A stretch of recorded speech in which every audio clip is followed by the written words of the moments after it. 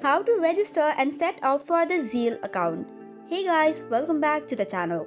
First and foremost, you need to install the Zelle app on your device, or you could visit the official website as well.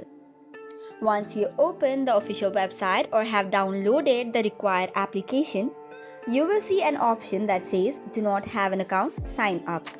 So tap on this to begin the registration process. If you already have an account, you can sign in by entering your mobile number and password.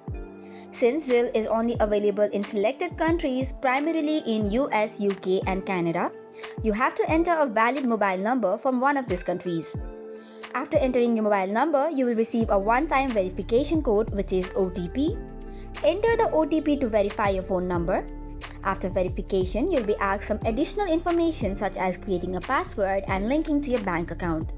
Make sure to follow each of the on-screen prompts to complete your profile setup.